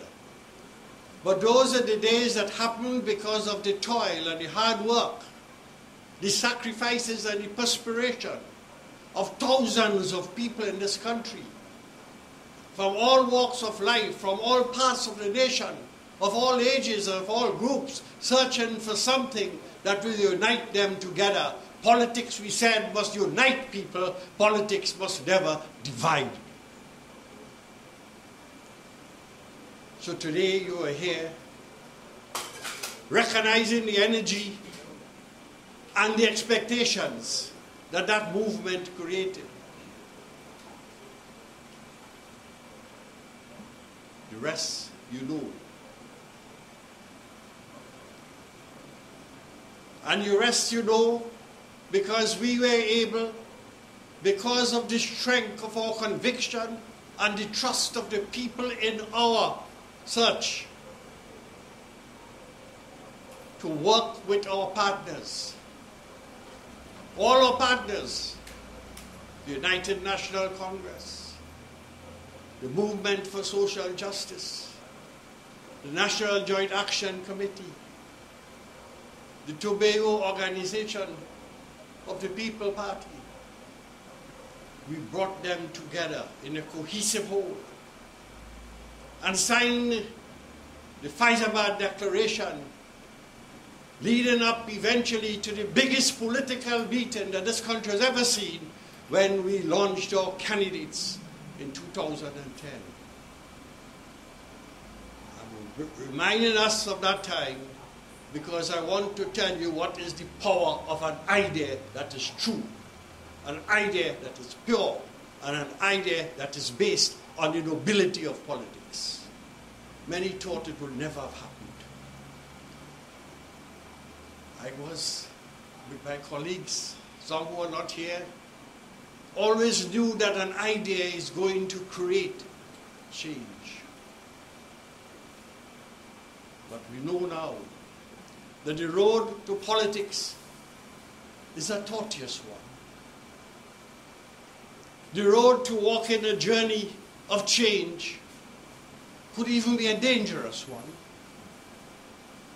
And the road to ensuring that you walk towards an ideal is going to be filled with disappointments. But the road that we are walking, we must always walk. And that is why I said sometime that I was prepared to walk in the rain without getting wet, because I know the political environment in which we all live will always get us wet if we make the wrong decisions. 2014, where we? Someone said it earlier, that there is a general apathy in the country, a general political apathy. But today we are about not the country yet, we are about our party. What we are doing now is really part of party development. And given what is taking place, you have come here as a faithful supporters, sympathizers, members of the party to hear what is possible. And I give you the background I did to tell you that we are starting now, not from zero as we started then, but we are starting now as a political party on the landscape of this country. And from today onwards, we will build the road ahead to create the journey which will have to continue. Why? If the Congress of the People withers away into nothingness and irrelevance, we would have done a great disservice to influencing the politics of the day and the politics of the future. And that is the threat. Our candidate made reference to it. And that is where we are. We will not be threatened in our political philosophy or in the application of our values in politics. What we'll be threatened with is really an electoral threat. I have always felt that the political message would live on. It was there before us, it is there during our times, and it will live on. But the electoral possibilities could be up and could be down. And what therefore we are facing is an electoral irrelevance, not a political irrelevance. That is my firm, firm belief. And it is for that reason that I gave serious consideration to the state of the party at this point in time and the role it will have to play for the future. All of you who know me, and many of you are my colleagues in different times in my journey, know that I do not make political judgments and decisions lightly. And if you remember my career, for those who may know, I have always waited what is indeed the right decision, and I have taken it with seriousness. The fact that I have sustained a political life for over 30 years is not by mistake, in my view. It is because I was committed from day one that we must walk a different path to free our country into a new independence. Raghu said it right. If you can't get the politics right, you cannot get the government right, and you cannot get the development right. Simply said. People have written books about that. That simple point that he made here this today. And that is why I came to the conclusion that politics must be put on the right track. But politics being the right track doesn't happen just like that. Because the forces against change sometimes are far more powerful than the forces for change. In any society, not only here, everywhere. And if you are in the process of the change, you must recognize that the forces against change are going to mobilize. And many times they mobilize in the name of change, but they are really against change. So that is what happened to us in 2007, but we continued the road. Political message remains valid. Today, wherever we go, we get the feeling, and people say, don't let the party wither away. I came last week in the airport, and a number of people, as we went to collect our baggage, came to me and said, Mr. Dookeran, don't let the party fall. And I read within that, not only there but everywhere, a deep, deep sense that people want to see the party redevelop so that we move away from a choiceless democracy to a democracy of real choice. That is where we started. But we must have patience. It will not happen overnight. The road has to be traveled for a long time. And therefore I decided, after a lot of consideration and more important, out of a lot of members of this party, especially within the last few months, coming to me and say, you've got to put your hand in the ring. You must get back to this game. I really had thought I was going to have an easy way out of this stage of my life into whatever stage I go. I always felt that maybe I could be satisfied that I have done what I could have done. I have built a party with my colleagues. I have discharged my duty wherever I was placed. And I could say to myself, well, I could go into the political hump, as my friend said. That's how I felt personally. But I could not ignore the urgings of the members of the party, because they began to feel that the party was withering away. I wouldn't want to go into whys and wear off of that. We know it. It doesn't really matter to explain that. But at the end of it, we knew that that is the situation. That's why you are here. You want the hope, but you don't know whether the reality will allow that hope to be realized. And we are here today, tonight. I'm so happy to see so many of you. Because in the last week, I joined the campaign of Carolyn. And I began to see from Monday to now a growing enthusiasm and a building momentum, even in these little meetings. I remember the days when Sadiq Bax took me around the entire Trinidad and Tobago in 50 meetings in 10 nights. Those were the days that we were toiling and perspiring and working to build something. And this, in the last week, I sense a growing momentum of interest. Because what the people were looking for is the search for that new hope. But what is the basis of that hope? It was not a hope to win an election necessarily. It was not a hope to acquire power, as all political parties must do. It was a hope to regain the pride in themselves. This is how I saw it. The membership of the party were searching to regain pride.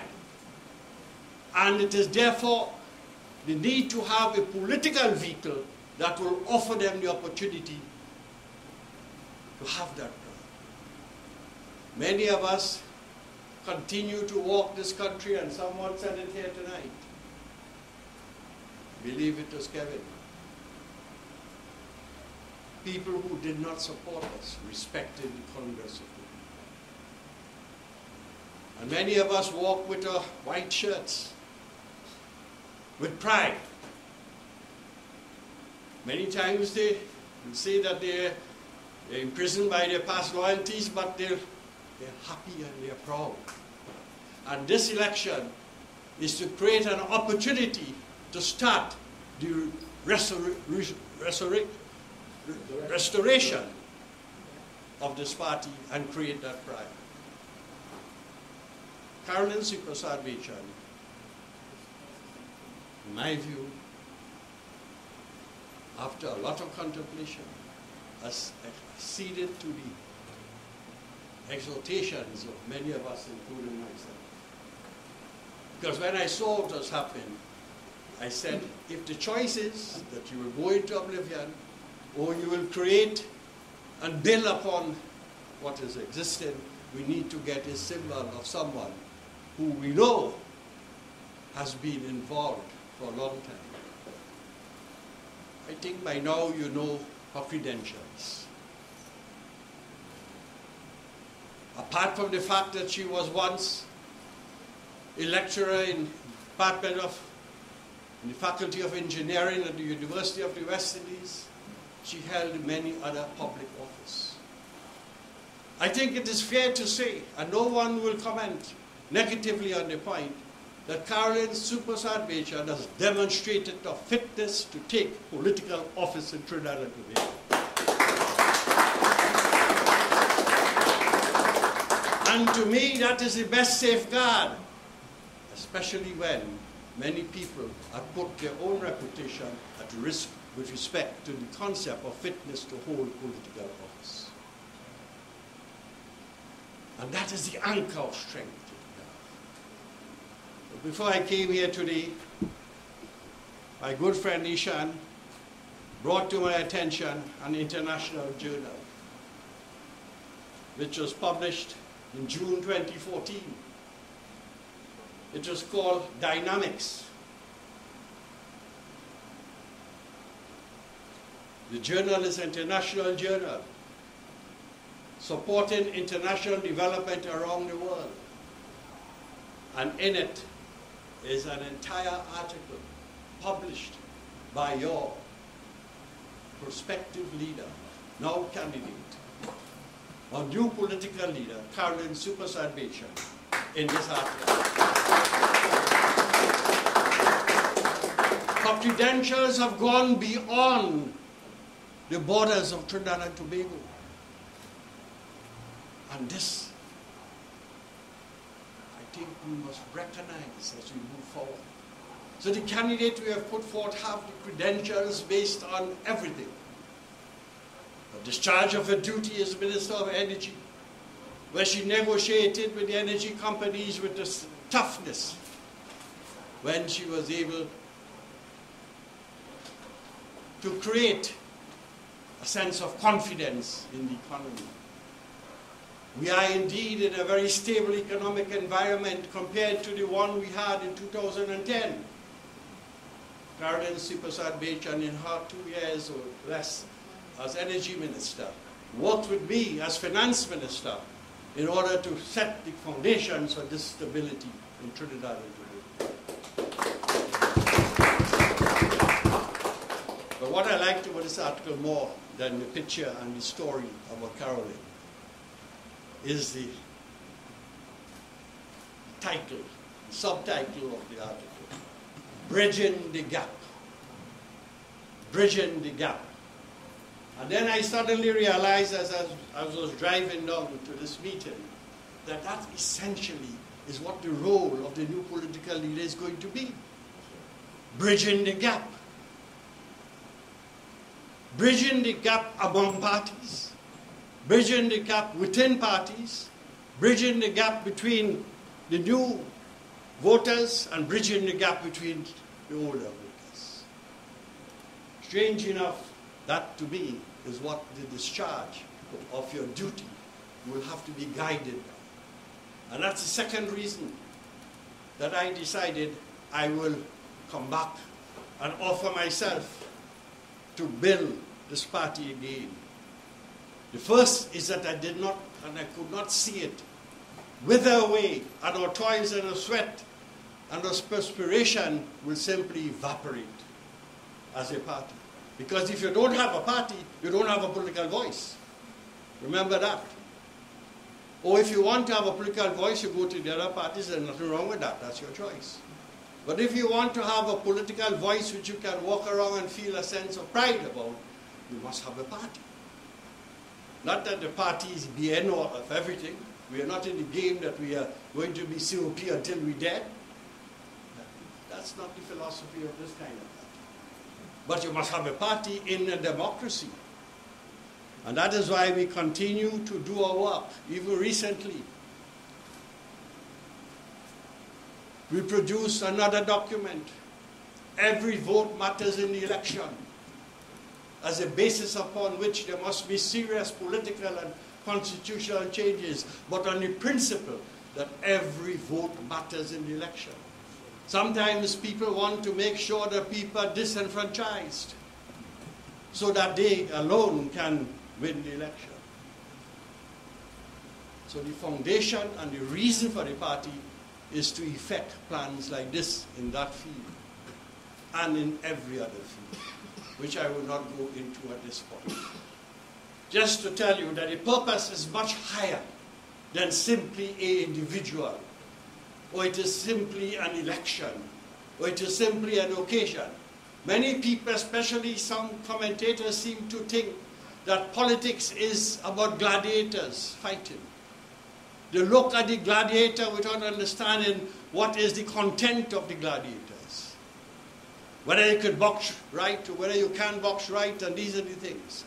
We do not believe that serious politics is about gladiator politics. We recognize there is need to have a certain amount of theater in the game of politics. But theater is not a substitute for content in politics. And that is why we have survived for so long. And we will continue to survive. I have no doubt because the political message is clear. So tonight, I'm here to urge you to do what you can do as an individual. But before I do that, let me say, I think Kevin is the one who said it. A masterful presentation here tonight, Kevin, followed by some cold analytical assessment of politics by Mahindra just before you came.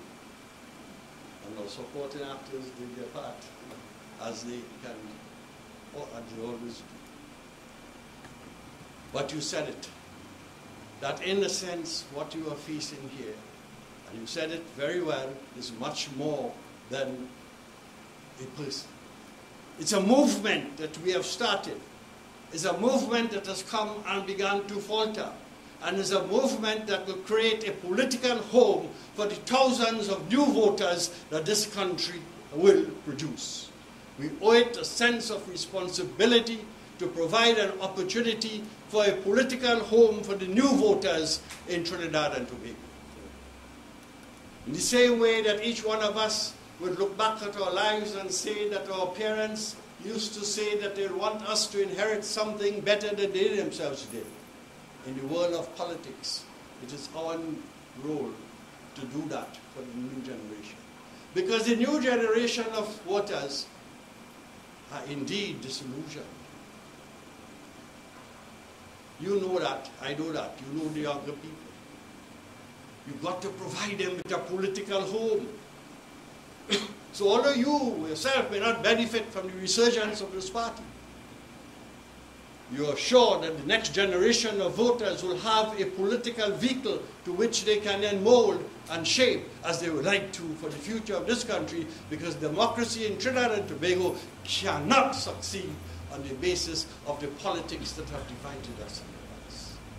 And if the voice of unification and the voice of rationality is irrelevant, then the country will really be in tremendous trouble. So our purpose here today, as I said, I have found myself under all kinds of strange attacks. In some ways I couldn't really comprehend. First of all, my mere endorsement of a candidate for this election in the party of which I am a member evoked a response by some saying that I am dividing the party. And I should not say that. Those people who say that, they only got their white shirts recently.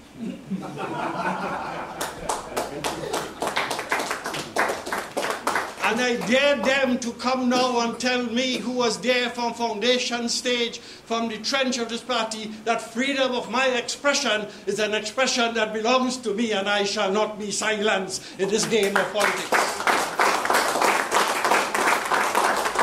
They are the people from within, of which Kevin spoke about, and there are others.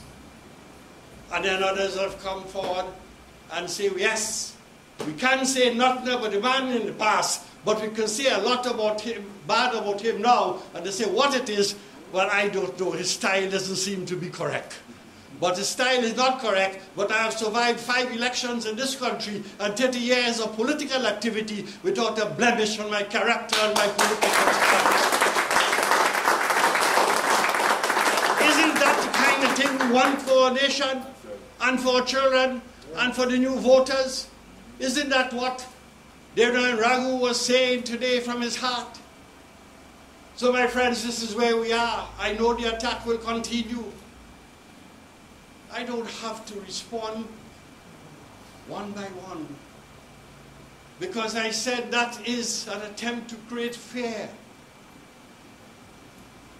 You see, in 2007 I learned the mistakes I've made in the electoral road.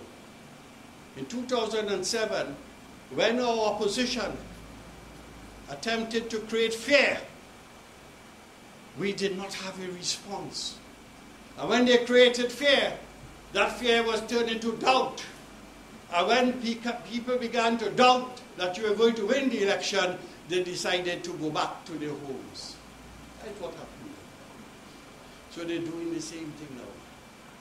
Create fear so that the two dominant parties will remain alive. Nobody will be there to threaten them. Nobody will be there to correct them. Nobody will be there to tell them what is right. But whatever way we can do, and we always do that with a sense of responsibility, with a sense of nationhood, and a sense of freedom and justice.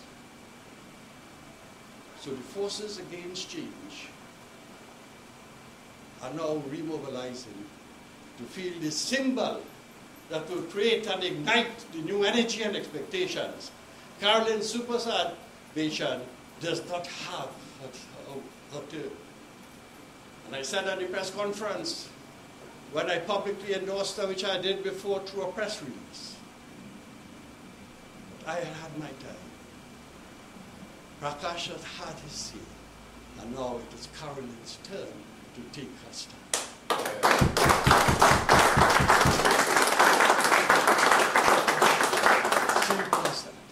We are moving on. And those who want to prevent this movement from moving forward must reveal what they really are in. Are they in for the change, or are they in to prevent the change? So my friends, I want to assure you here today, and I did this to Carolyn, I said, look, I am willing, I was so happy to hear today that Allah Lee Kwai, a man who this country owe a great deal of gratitude to, went to a press conference to endorse Carolyn. Carolyn, congratulations. I think I was told that he was accompanied by my good friend Dr. Ramesh Mutu, perhaps the most ambitious and effective mayor that San Fernando has ever had. Many of you will not know it, but Ramesh Mutu could have been a minister and senator in the NAR government. I know it. That was discussed. He chose to remain mayor of San Fernando instead of becoming minister and senator in the NAR government, because he was committed to making San Fernando a different place, and he set the foundation. And that is why it is natural for him to come and support and continue to support what this party is doing. Other forms of endorsement have started to emerge. Today, I had the opportunity to speak to several people whose name I will not necessarily call, and who in their own way have agreed that this is the right approach. We are not here to change the government. That will be decided next year. We are not here to create any kind of couture in the politics that is already in place.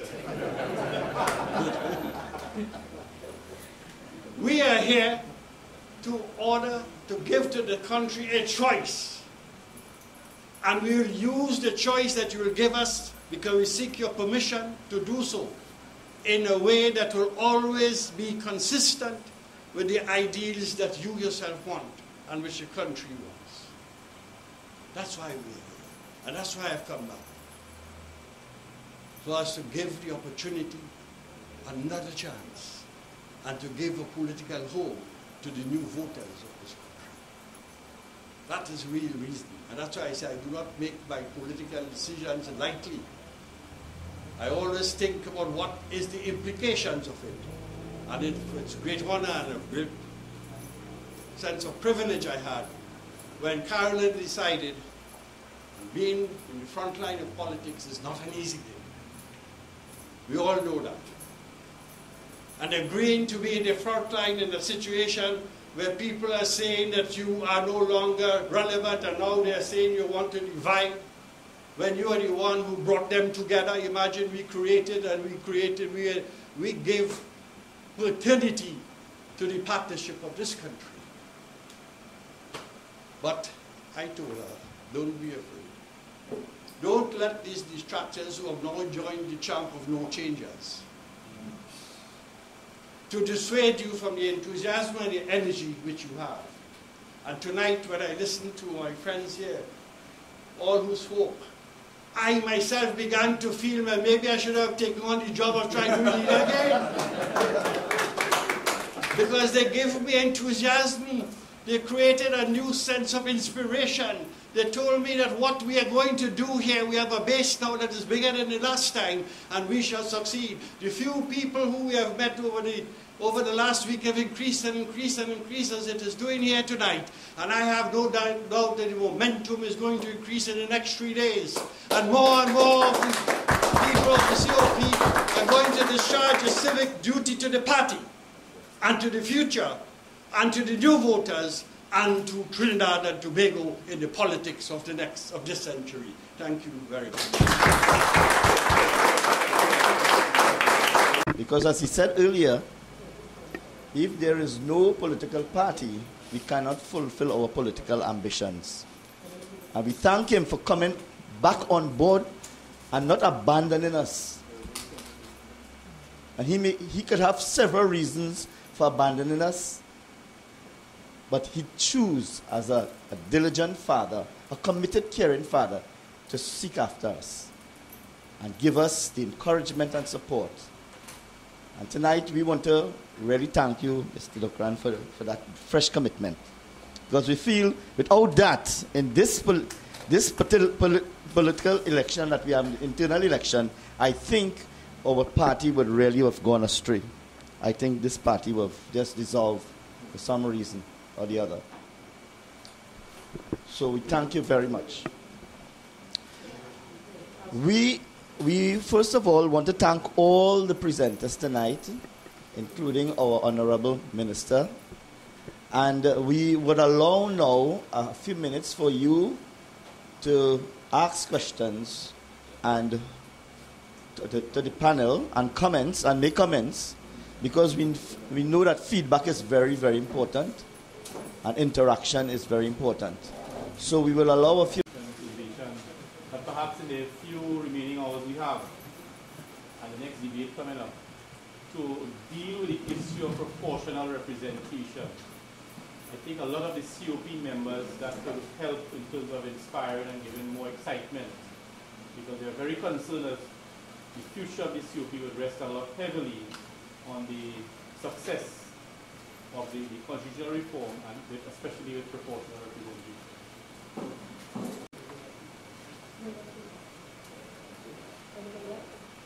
Okay, anybody else who would like to make a comment? We really appreciate your feedback at this time, because we will know how you're thinking and probably you could give us some fresh ideas. Okay? All right. Yes, for a bit of information, I want to let you know that the polling station, one is at Canaan School. We are being encouraged to go and visit the Facebook page, which is www.facebook.com/C-Seepersad-Bachan TNT. All right? Nice me from Top Street. But we thank you very much for making your contribution tonight, Mr. Maraj. Tomorrow, we're having a live debate in the auditorium in Center City Mall. It starts at 8 p.m. in the evening. And we will advise you, please, we would like some support for our candidate. You know.